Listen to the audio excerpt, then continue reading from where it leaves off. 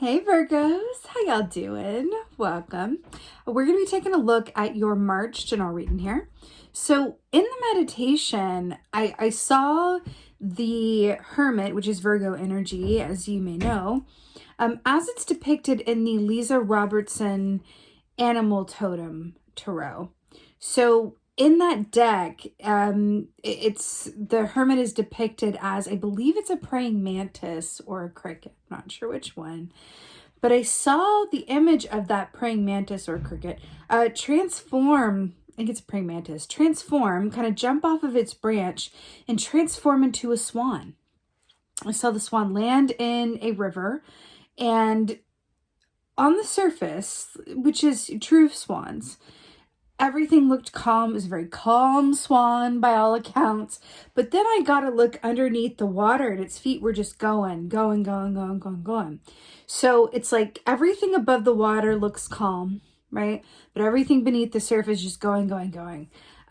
With that, I got a very strong sense of a low-grade functional anxiety. So I do feel like that is in your energy for the month. It could be you or people around you that are operating within this level of anxiousness. With Swan medicine, it's very much about allowing yourself to, and I know a lot of people don't like this word, but I'm going to use it anyway, to surrender to the flow of spirit and allow yourself to just go with the flow. This can be difficult to do, especially within a Virgo energy if you identify with that Virgo energy in and of yourself, because not every Virgo is the same. Virgos as an archetype really love things to be well done, almost perfect, dare I say. The I's dotted, the T's crossed, timely manner, job well done, job that, they can be proud of. All of that good stuff. Virgos are very intent around putting their best foot forward. If a job is worth doing, it's worth doing well. That is the Virgo credo, right? Which is beautiful. That's wonderful. But I'm getting the sense that push and pull between your desire to have things a certain way or to go in a certain timeline or whatever have you could really come up against someone else's timetable or the universe's timetable that might be different from your own. And I see the result of that being that everything looks all right on the surface, but underneath it's just, there's like a lot going on, right? All right, so let's get to your animal energy for the month. Animal energy for Virgo for March.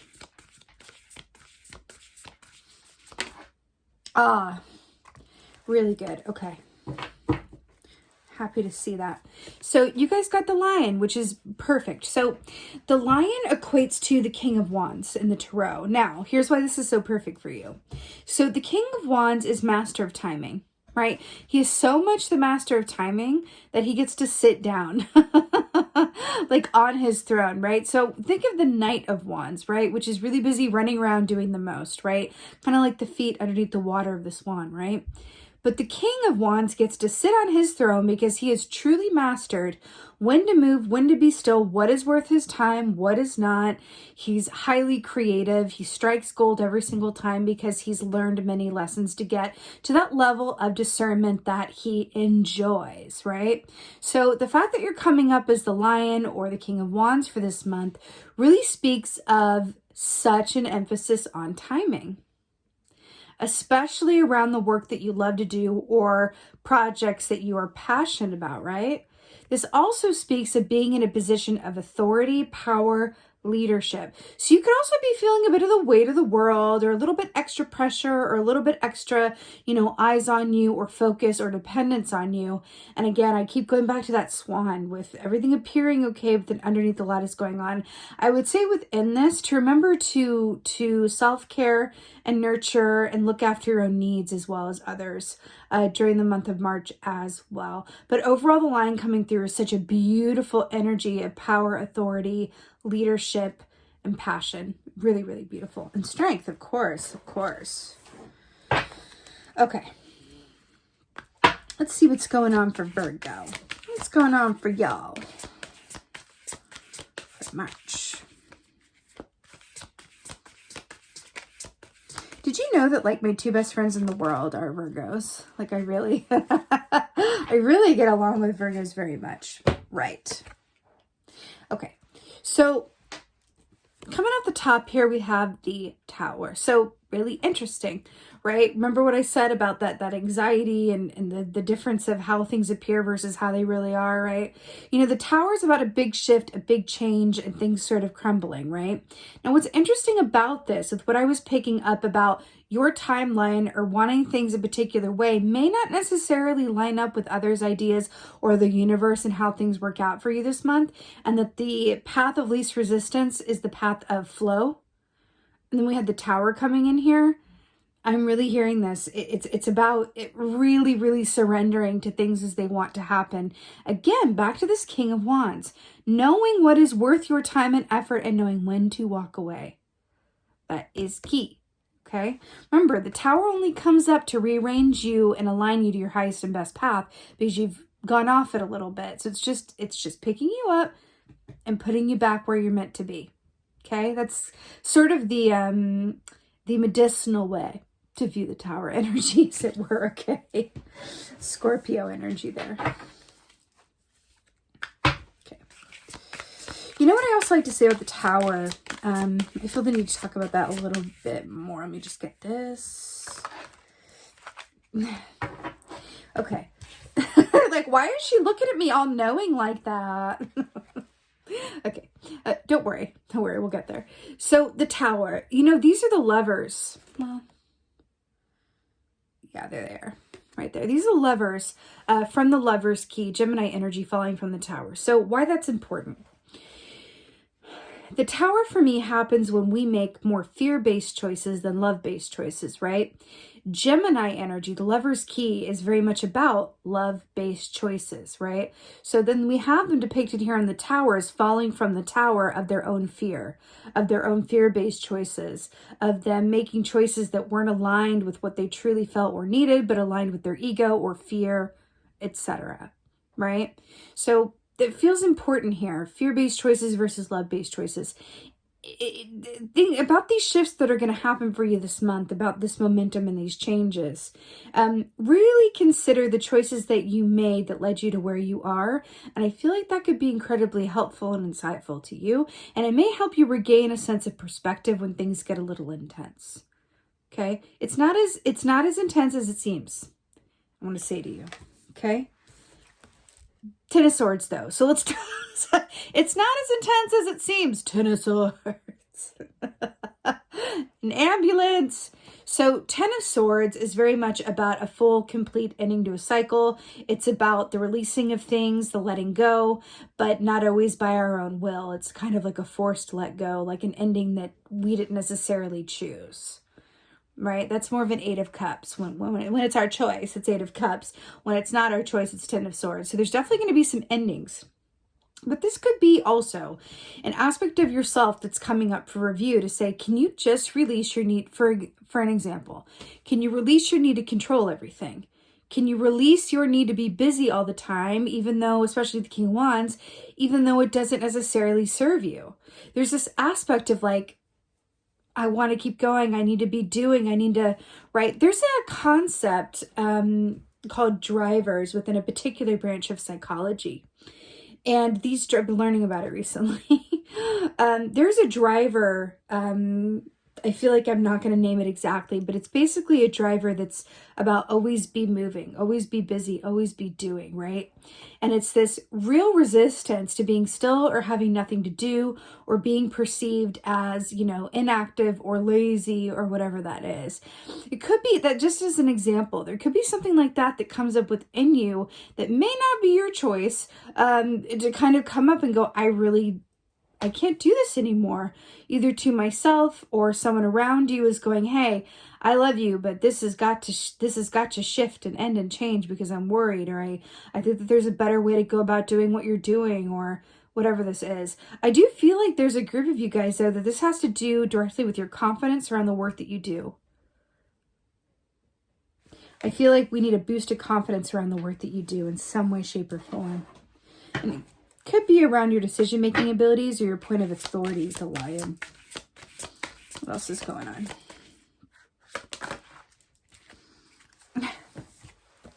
So we got the Queen of Swords in reverse. So let's flip her right side up for the time being. So Queen of Swords in the upright is about high discernment, decision-making ability. She is the expert editor. She knows what to cut out and when, and she has no qualms about it, though. It's air energy, right? So Aquarius, Libra, Gemini. So it's interesting that she's coming up here as the editor and as the change maker, because we have changes here, big change of the Tower, change with the Ten of Swords, sometimes a forced hand with that, to the Queen of Swords, which goes, I do not suffer fools gladly. I'm going to make changes where they need to be made.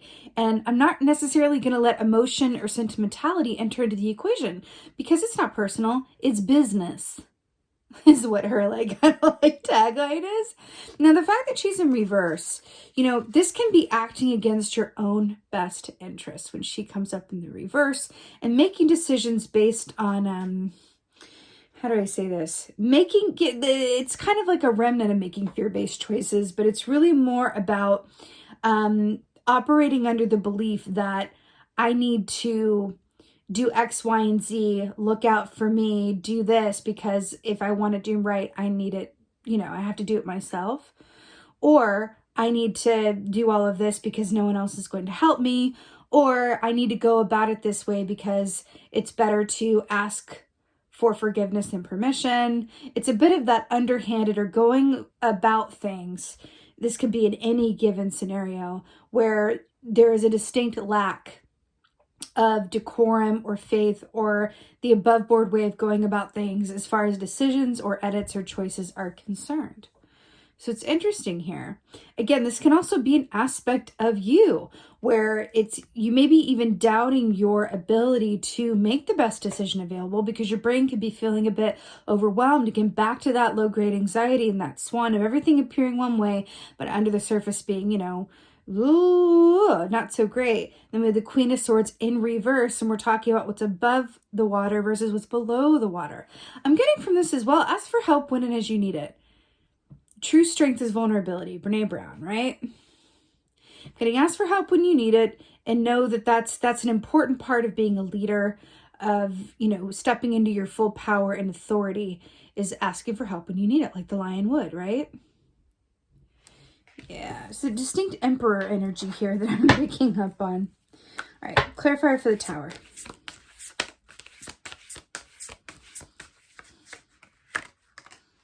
Wow.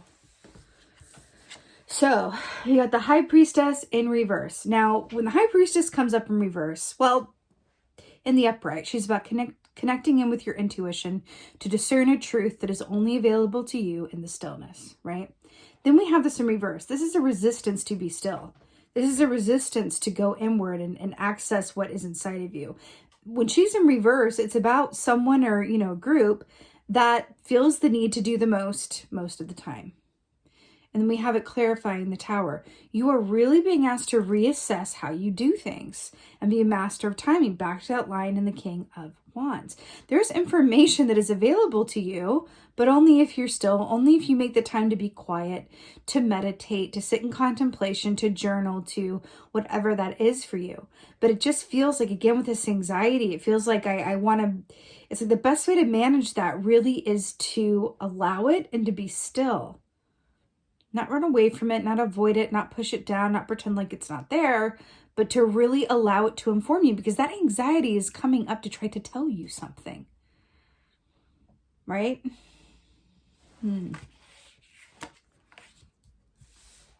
Let's get a clarifier for the Ten of Swords here. Clarifier for the, that was quick. Okay, Virgo. 5 of Swords to clarify the 10 of Swords. So, this is making sense. Like we said, we said that the 10 of Swords could be about, aspects of yourself coming up to be released, right? Needing to go about something a different way may or may not be your choice as to do so. The 5 of Swords is about you and or other people acting outside of their integrity and going about things in a bit of an underhanded or backdoor kind of way, right? This is the opposite of integrity, right? And we have the 10 of Swords. I feel like with you guys, there are ways in which you are acting against your own best interests. And it's going to be different for everyone, but there's a way, there's a sense or some sort of situation in which you are disempowering yourself or allowing yourself to be disempowered. It's something within that. I feel like for someone specific, there's something about someone taking credit for the work that you do, or vice versa. There's something about, it just feels a bit, or maybe you're doing more than you get paid. Like maybe you're doing other people's jobs as well as your own, or you're working longer hours than you're actually paid for. There's a way that you are disservicing yourself, or maybe you're not asking for as much as you're worth, but you're being asked to bring that to an end. Think about the ways in which you are not servicing or honoring yourself and what your true worth is. Something in that, okay? Maybe it's your focus is a lot on, you know, a job, but you've forgotten like what you're really passionate about and what you're really here on this earth to do. Maybe you're here to create some sort of art, but you've gotten really bogged down in your day job that was supposed to support your art, but in doing the day job you kind of forgot about the art. You right? Just think about, you know, ways in which that might manifest for you, right? Queen of Swords in reverse.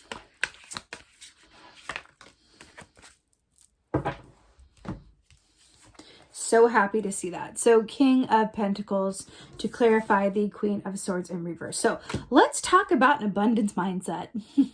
King of Pentacles is so brilliant, along with this beautiful buffalo energy here. It's very much about that abundance mindset where the King of Pentacles understands that time and money are energy. They're both currencies, yes, but they're both energy, right? And there are aspects of discernment around if time is money, or however you want to word that. Again, back to this King of Wands. How do you spend your time? That feels like the biggest question of this whole reading is, how do you spend your time? Are you getting everything out of it that it's worth? How could you better work with time so that it can serve your greater goals and purpose in your own personal manifestation and abundance? Is there time that you could use to promote yourself, nurture yourself, you know, network, a million different things, right? How could your time be better managed in order to serve what you deserve and what your needs are?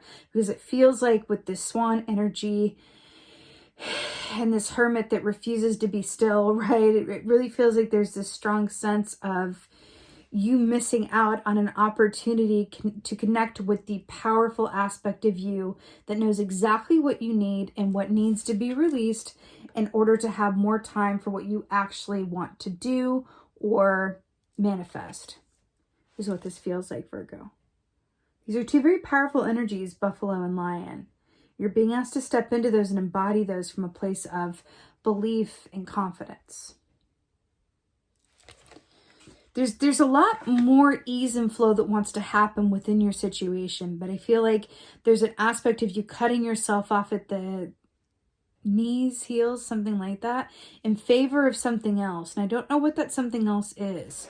If that's a boss that asks more than they should, or if it's something going on with the family where it's like it's something about that. It feels like an imbalance. And you're being asked to step into King of Wands and become master of your time, right? Let's get an oracle. Oh my God.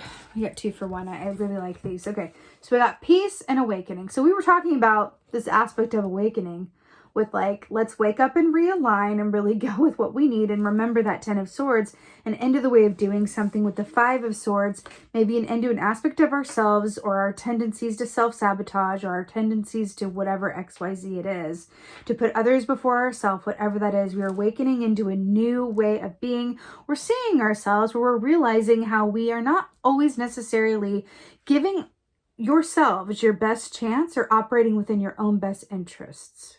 Right? And then we have peace. Now, what's really brilliant about this? Look at this. Look, it's the lion and the lamb. Do you remember that, what I was saying about that Brene Brown quote? True strength is vulnerability.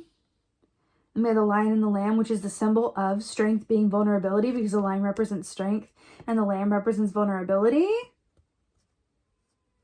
Fascinating, right? True strength is vulnerability. So ask for help when and as you need it, but also allow yourself to be vulnerable with yourself and really assume that high priestess position and understand that you deserve everything that you want. You do. You deserve to be compensated for the work that you do. You deserve to love the work that you are compensated for. You deserve to have healthy, functioning, high vibrational relationships. You deserve all that stuff. You deserve a happy, abundant, wonderful home that is your safe haven. You deserve health, wealth, prosperity. You deserve all of those things. You deserve peace, all of those good things. What could be getting in the way of that you can assume the Queen of Swords position and remove as the King of Wands in divine timing, you know, using discernment and your instinct, right? This is coming up for you in order to clear some of this energy so that you can step into the King of Pentacles that you are meant to be, that you are, but there's other things going on around you that are acting as an impediment to the full actualization of this energy within you, the King of Pentacles. Okay? But you got this, Virgo. It's a bit intense, but you absolutely got this. Swan medicine also is very much about like an Aquarius star energy, great hope, but great faith, great love. You have a really beautiful support system around you, so don't be afraid to access it. Whether that's spirit, right? Your guides, your angels, your ancestors, the universe, and or friends or family that are really there to hold you up and uplift you. Don't be afraid to reach out and ask for what you need. That really can make all the difference.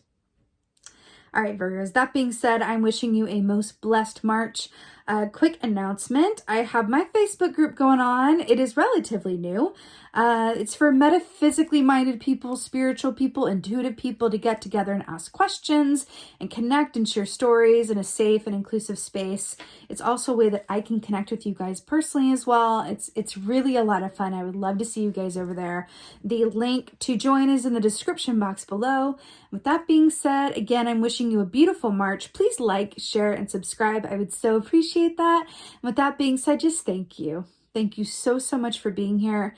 And most of all, and as always, thank you for being you. And be well. Until next time.